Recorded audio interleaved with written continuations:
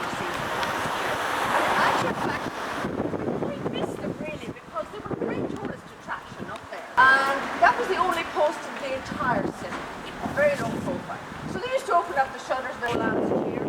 And as a gesture of goodwill to the people of the city, of this city, they gave it free of charge for them to do whatever they wished for later damage, etc. But don't worry about it. The last time was 1959. And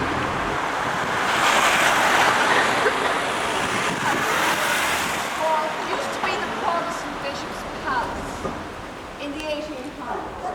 And you can see the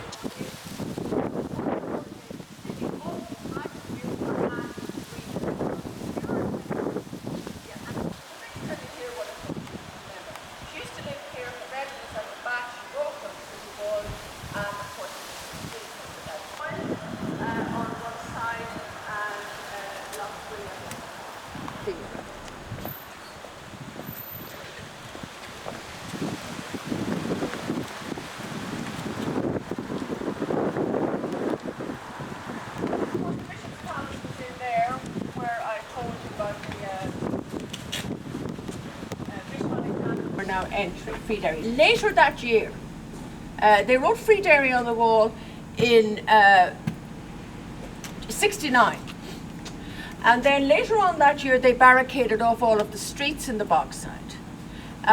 They marked demarcation lines across the road. They manned the barricades. They policed themselves.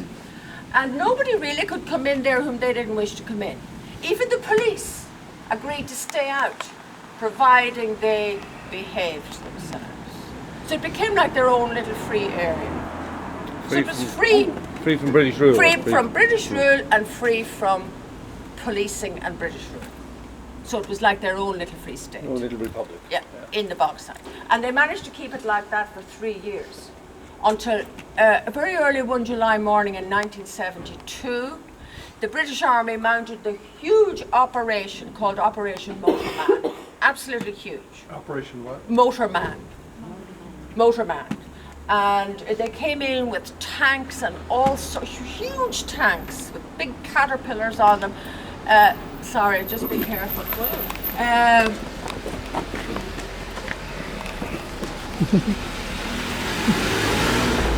Yeah, 22nd of July 1972 at about 3 or 4 o'clock in the morning, and earth moving equipment, etc., and then they tore down the barricades. And that was the end, really. Then it was like one huge no-go area. It was really the very first no-go area, and it was their own little free state, their own little part of Derry, free from British ruled police interference and all of that. But internment without trial was introduced in 1971. And of course the protest marches continued then after that, in 1971. And that then in turn led to the anti-internment march on the 30th of January 1972, Bloody Sunday. Well, that was the start of, IRA didn't have to recruit then after that. They were just queuing up. And then the army became a target after Bloody Sunday. They became a target then, but up to that really they weren't. They were sort of seen as keeping peace and stuff. But from 1972 on, all hell broke loose after that. And that was when it started. And by 1980, the bombing campaign also began around there. And by 1980, 40% of the city was a vacant, city of vacant lots, I'm afraid. I remember I came to live here in 1971 myself. 1 month actually before Bloody Sunday. I came up from Galway with my husband and 3 little kids. And, you know, it was just unbelievable because it was a huge, for a start it was a huge culture shock. He amassed a huge army and set off to march on Derry. When word reached the 20th century, it was absolutely ridiculous that this carry-on was still going on. It was time to do something about it. And to turn their parade around to stir the pot. It's not the marches themselves.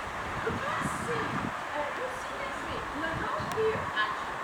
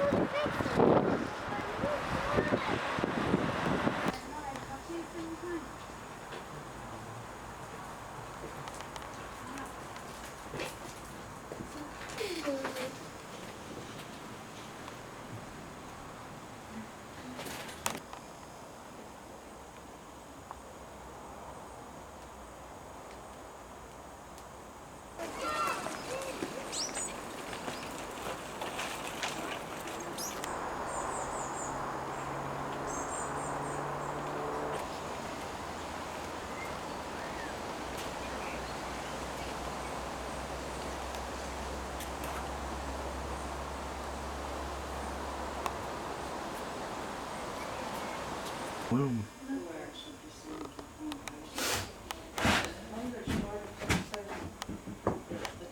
It's a loom with a view.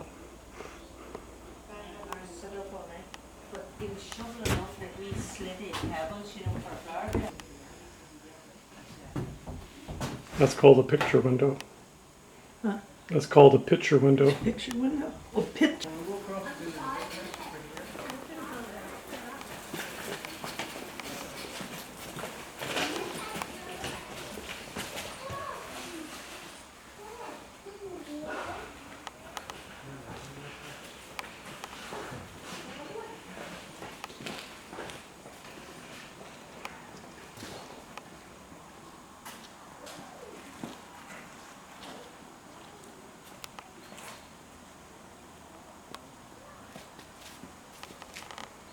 Salmon guard, too.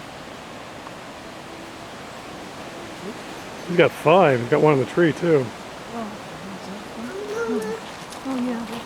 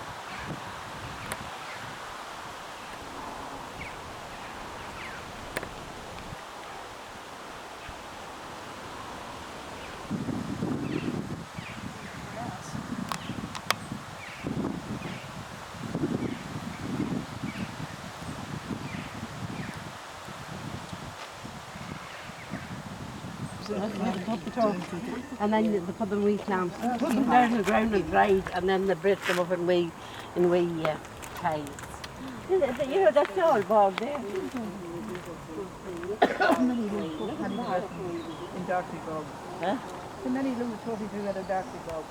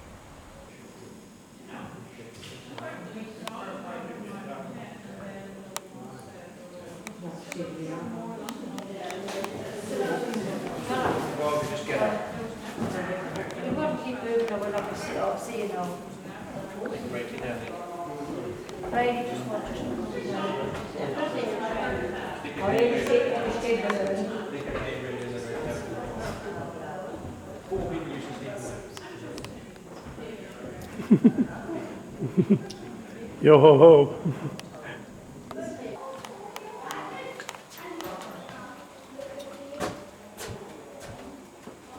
How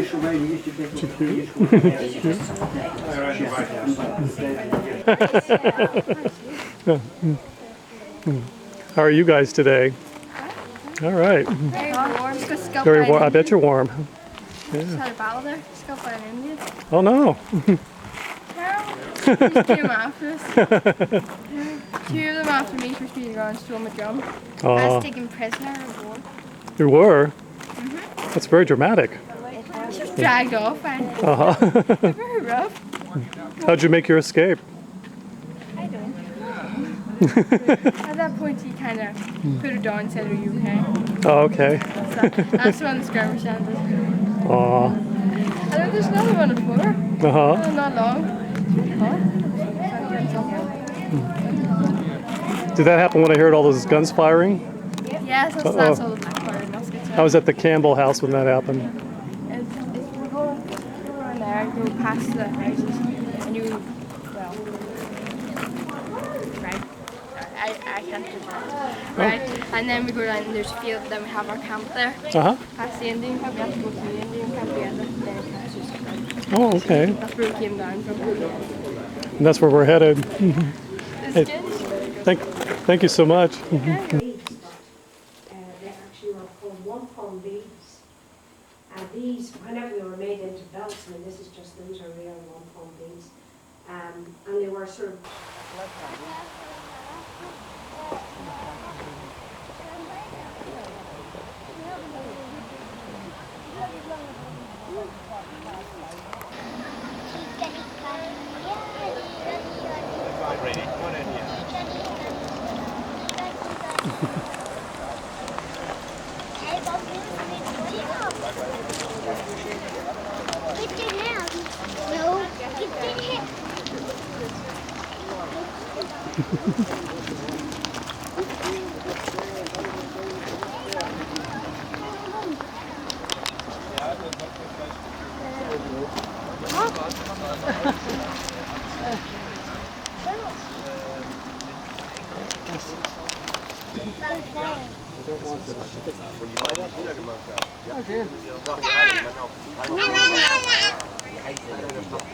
That's where they live.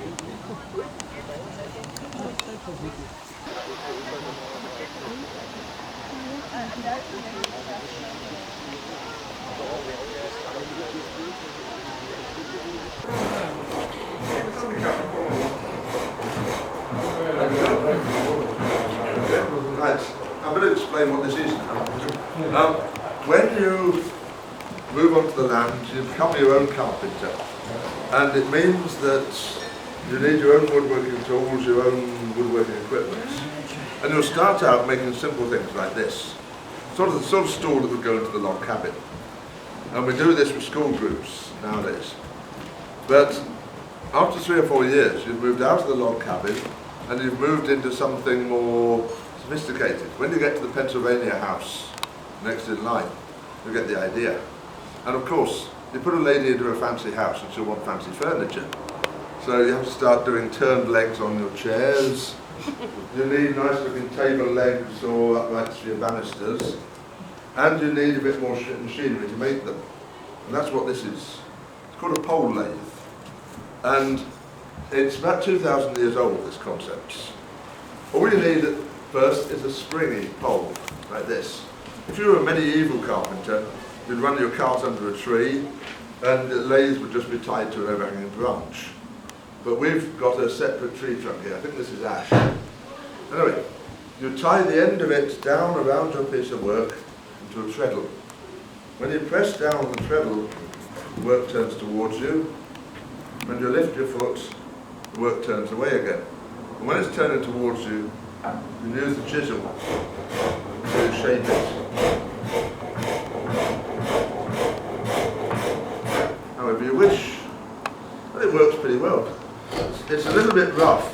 It's not as smooth as it would be on a power lathe, because the power lathe turns a lot faster. But it gives you something reasonably good. So that one was turned on an electric lathe, and I turned that one this morning on the pole lathe. And it's not sanded down yet, but the results are comparable. not quite the same standard on this one, but then I've only been doing this about 18 months. In the evening I have a barn dance, we do a bit of courting, and then next morning everybody goes back where they came from. I suspect you know this better than I do.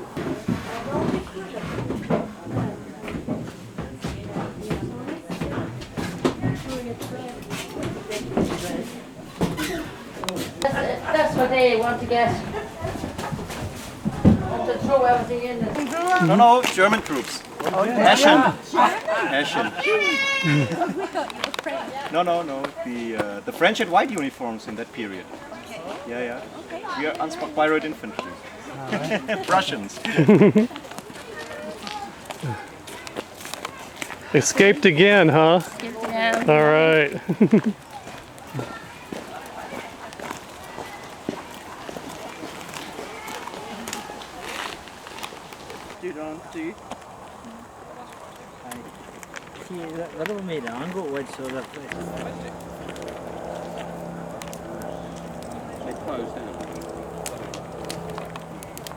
I saw the big cranes.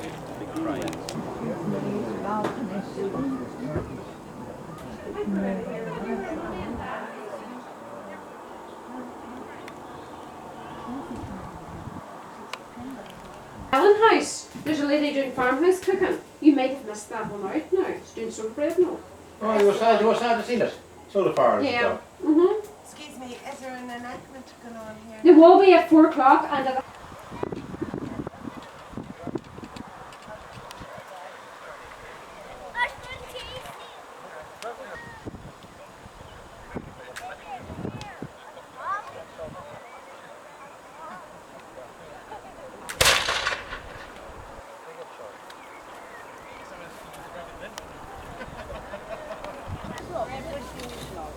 So basically, what would you have hammered in a Right. flag then, or? No, what you'd have done, you get somebody, there are two ways of doing basically land surveying. One is to have a baseline, one is a baseline of a known length. Now, colonial measurements, in fact measurements now in America still, are measured in chains. A surveyor's chain is the length of a cricket pitch, which is in yards. 22 yards. Excellent. We don't want a really problem, do we? Though. So, land surveying measurements are in chains. Now, you would lay out a baseline from, say, here to over where, say, the ladies are standing over there walking down, Yes. which is a fixed number of chains.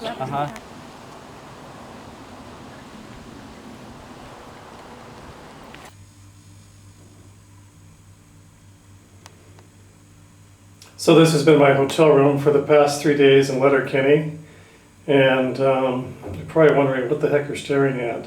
Well, I'll give you a clue. It's really, really big. But the clue is the sound that you hear. You think I would have just launched World War III.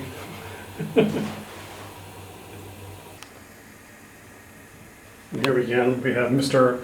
Magic Shower. I think this is cool.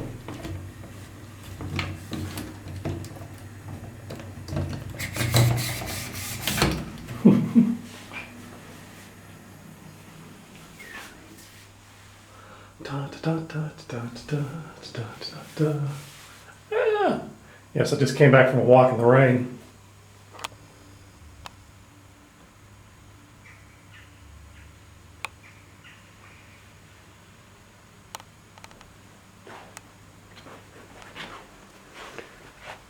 And once again, this is the sheet, blanket, and comforter all rolled into one. That's actually kind of nice. This one's different too because they split them in two.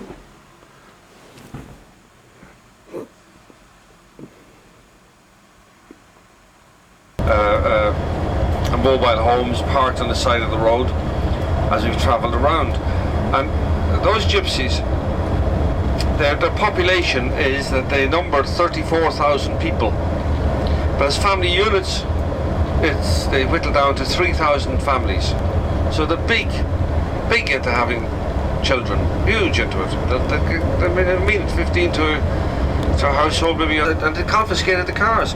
They even took the caravans, I think, and said, right, prove where you got the money from and did you pay tax on it.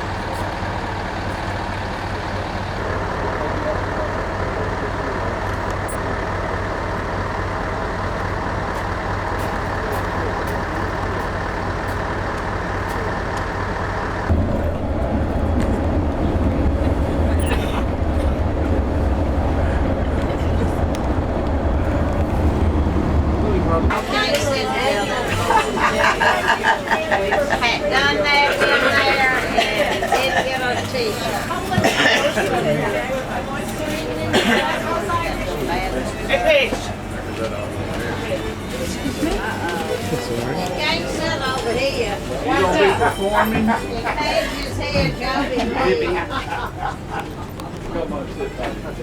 just, you know, we'll come in, start run the bus. See, and then we'll be on. No, and then, you know, like tomorrow will be.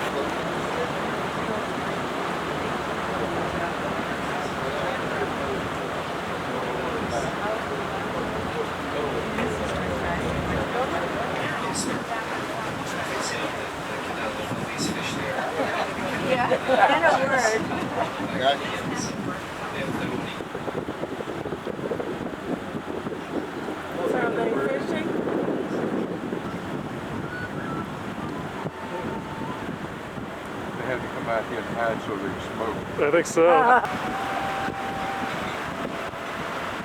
Gorgeous day.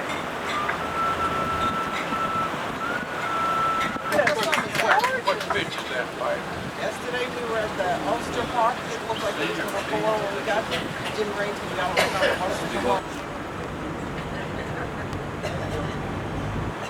Okay, which way are we going?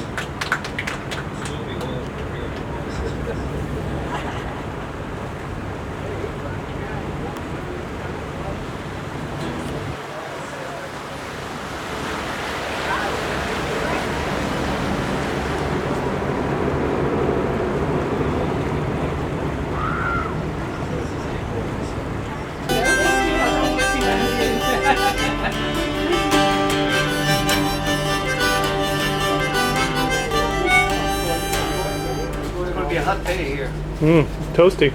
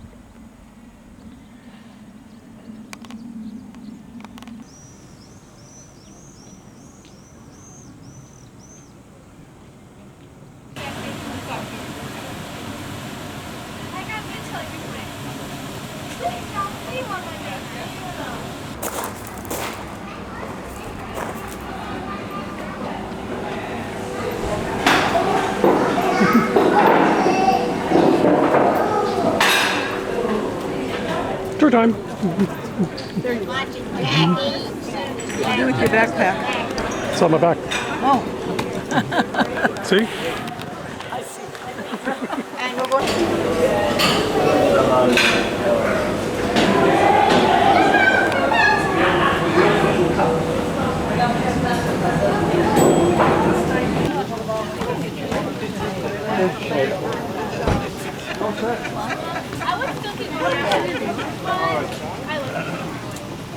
This is Sinead here, she's going to look after you.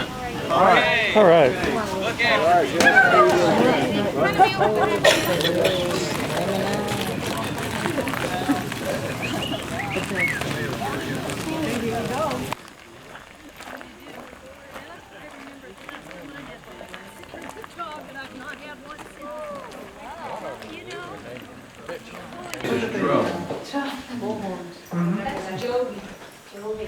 Joby the troublemaker. Oh, watch out now. We're trouble. Put us in the same table. What page? I know, it's all bad.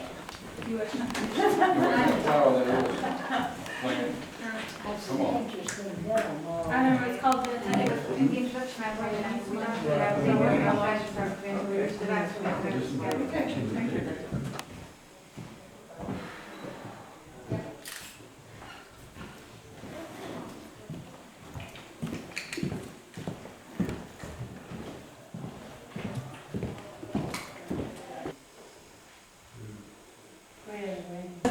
I say kidzu.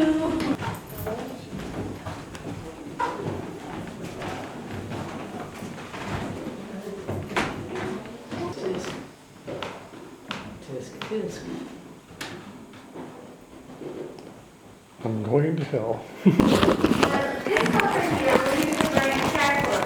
So it would have been a ladder up here and the door on that was up there. So up there was where they come here was or the shop, or the gift shop, whichever. Okay? How many people would this kitchen serve? So the family, there would have been, well, there would have always had people coming over to dinner and eating and like, so it could be up to 10 or 15. Oh, I bet they had 24 sometimes.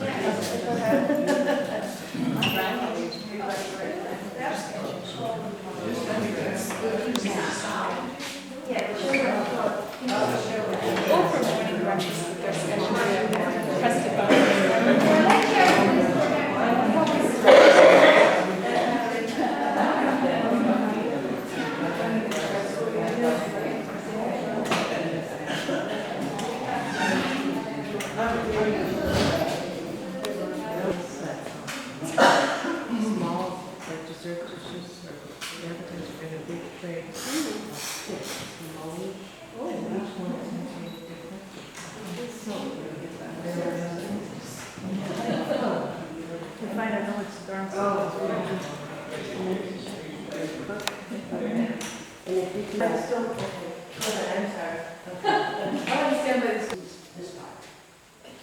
Oh.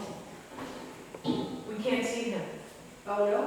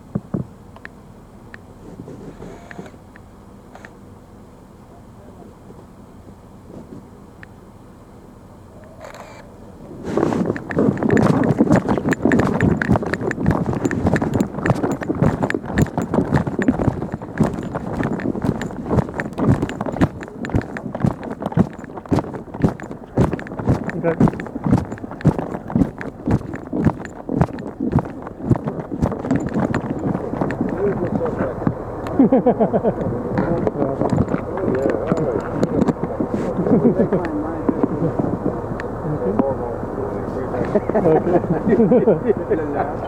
right, here we go. Thank you.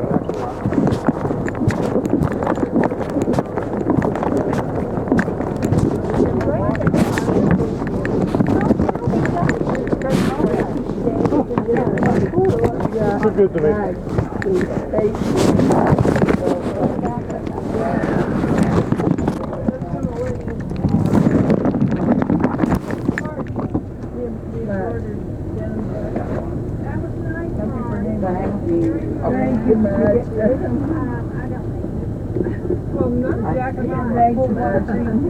Oh, okay. Okay. Sweets for the sweet. Stickers? Oh, fish. Very nice.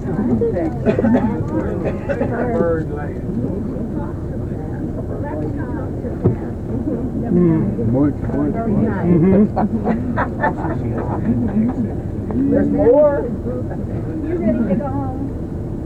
Just about. Yeah. You'll be there. Get on that plane.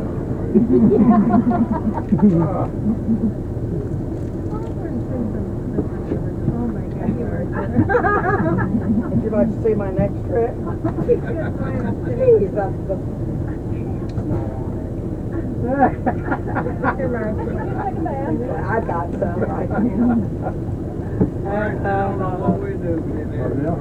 Well, we're all here. You've all taken a photograph of the inside of the restrooms, I hope?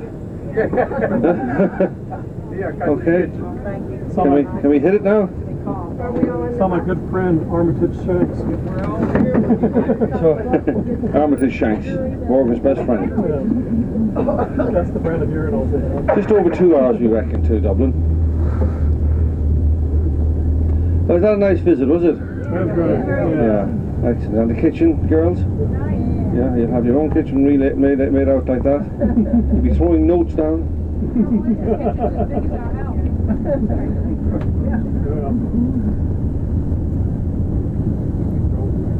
Certainly got value for money, that's for sure. On your tour. Little Sinead, that was her name, wasn't it? Yeah, she's cute. Cute girl, yes. The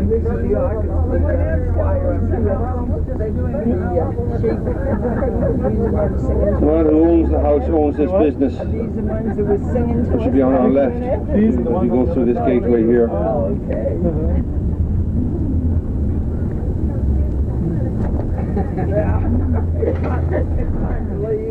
That gate was easy. Yeah. Oh no.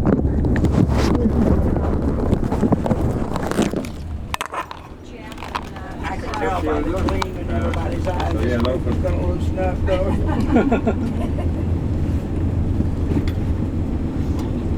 I have been in the town of Roscommon in light years. I said.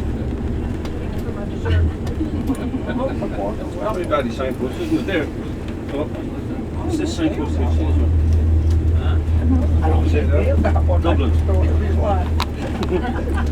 Dublin.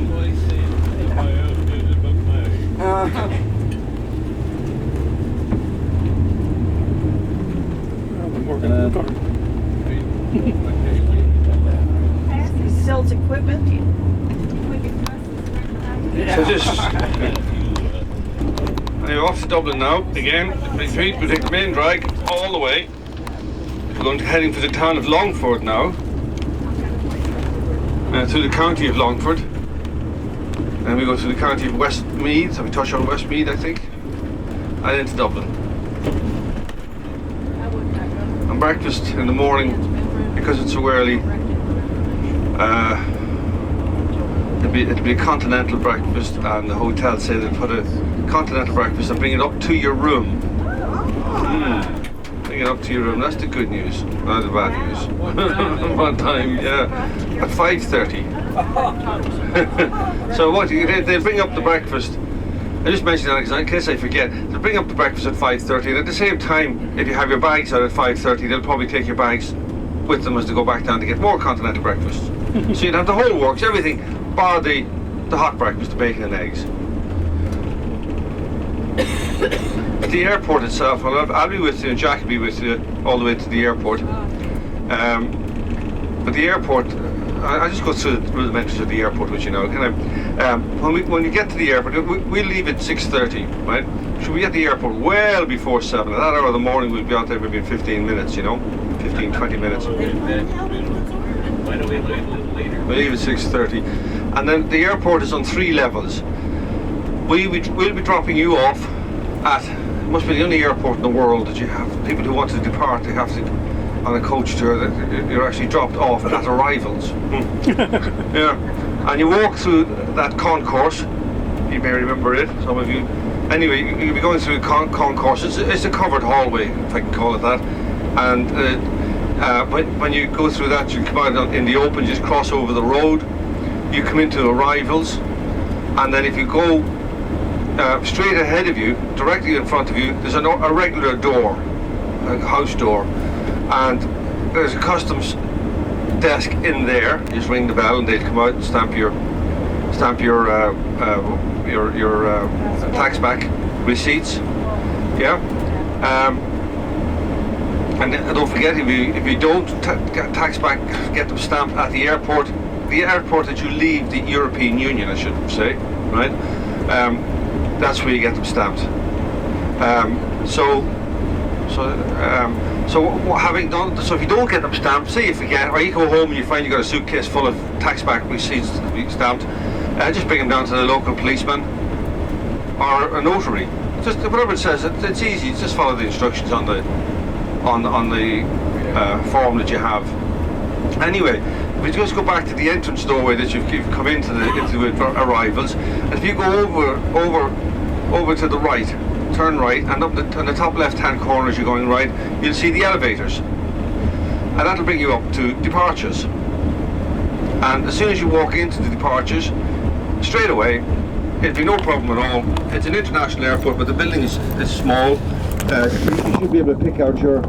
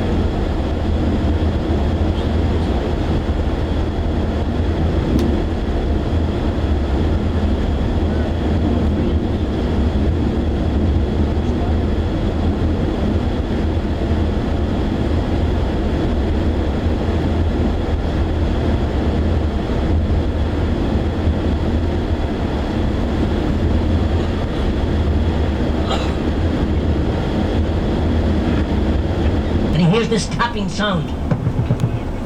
And the nearer he gets to this grave, the louder the tapping gets. And lo and behold, there's me see a little man there at the graveyard tapping away at one of the tombstones. The fella jumped up, he says, "My God," he says, "what are you doing there?" he says, "Frightening the life out of everybody." And the little man says, "I think they've spelled me name wrong."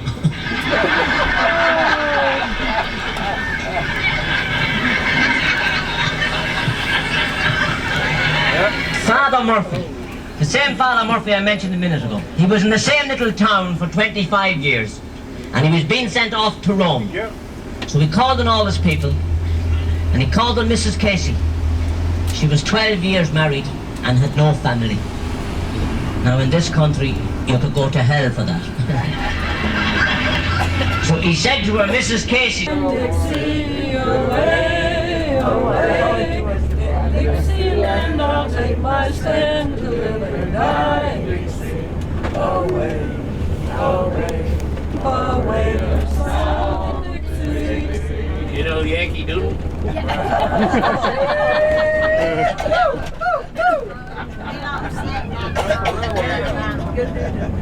Yankee Doodle went to town. Yes, loose the faithful and on his terrible Swiss sword.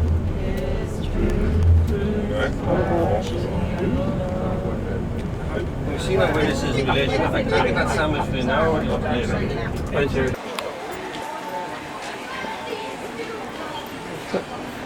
Here it is.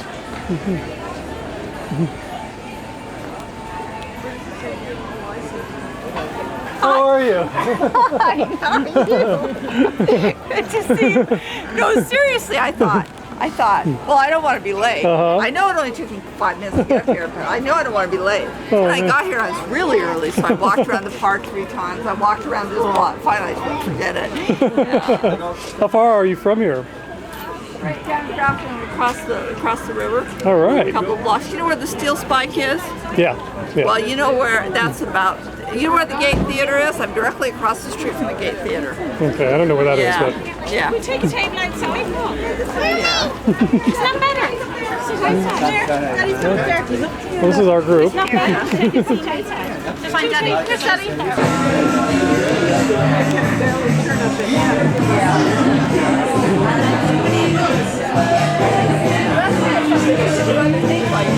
Yeah, watch television. I can watch TV and news at the same time.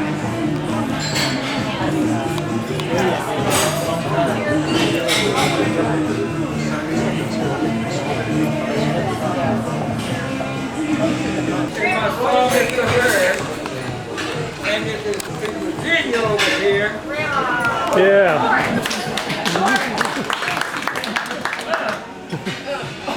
As long as this. And no hugging, no loving, no kissing in a long, long while. Don't get no tears, no close to the bird than a country house. My hair's still curly and my eyes are still blue. Why don't you love me like you used to do? Woo!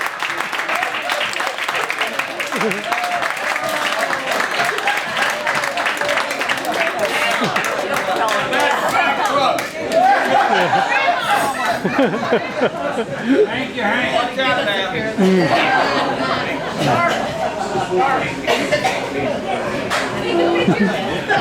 Get one of you kissing Virginia again. I love kissing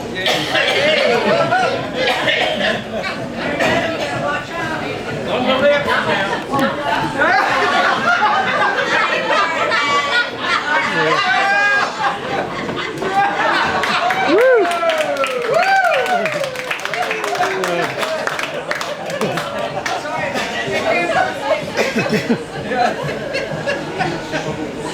Oh, get it.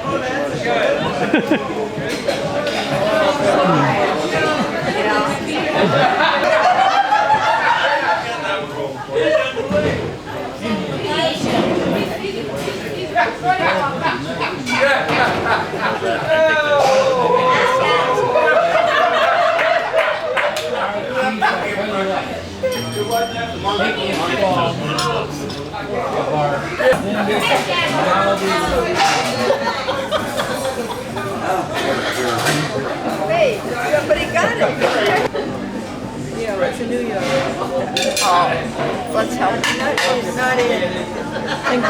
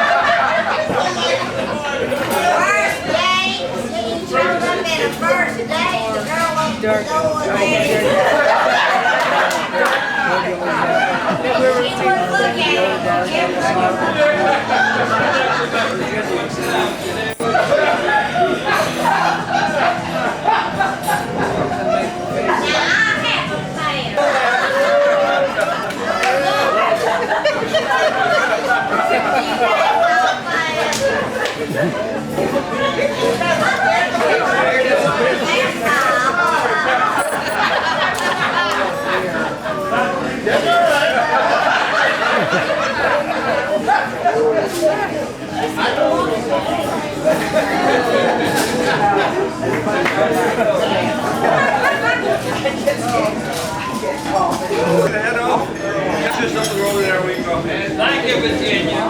Thank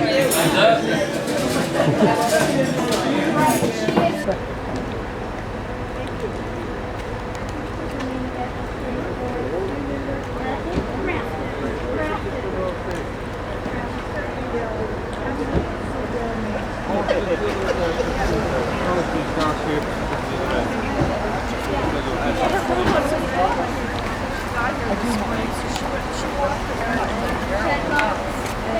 Everyone, the last name of Walker, come over here, please. Group photo. Where they put one-liners. Put some article in the church bulletin and one line is incorrect and it comes out kind of a funny way. But there's only about 14 of them here. So, but the first one is don't let worry kill you. Let the church help. Thursday night, potluck supper, prayer and medication to follow. Remember in prayer the many who are sick of our church and community. And for those of you who have children and don't know it, we have a nursery downstairs. The rosebud on the altar this morning is to announce the birth of David Ian Walker, the sin of Mr. and Mrs. Jodie Walker. This afternoon there will be a meeting in the south and north ends of the church. Children will be baptised at both ends. Tuesday at 4 o'clock there will be an ice cream social. All ladies giving milk will please come early.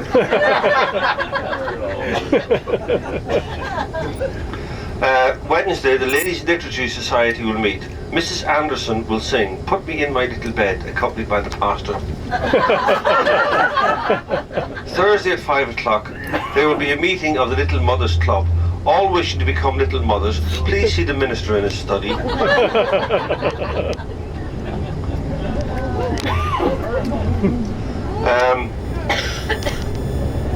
This being Easter Sunday, we'll ask Mrs. Coldaway to come forward and lay an egg on the altar. The service will close with little drops of water. One of the ladies will start quietly and the rest of the congregation will join in. There's only about 4 left. Next Sunday, a special collection will be taken to defray the cost of the new carpet. All those wishing to do something on the new carpet will come forward and get a piece of paper. The ladies of the church have cast off clothing of every kind and they may be seen in the church basement on Friday. At the evening service tonight, the sermon topic will be, "What is hell? Come early and listen to our choir practice." And then the last one, a bean supper will be held on Tuesday evening in the church hall. Music will follow. That's yourselves, that applause. Yeah. And I hope, dear God, will be another day. But on behalf of Jack and I,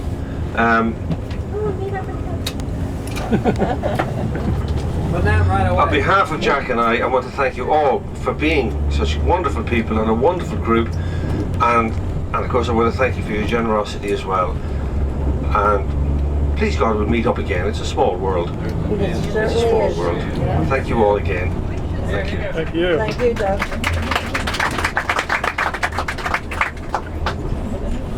You're still going to get us to the airport, aren't you? Oh, yeah. But you're okay on the time, just on the airport, of course. So I didn't get a chance to put the bulletin. I didn't get a chance to put the bulletin board up. It's very strange of me not to do that. But so it's 5:30 anyway. They'll bring your breakfast up to you. The breakfast actually comes in it's like a picnic box. So you got the option of taking it with you if you wish. And it's got the croissant and the yogurt and a piece of fruit and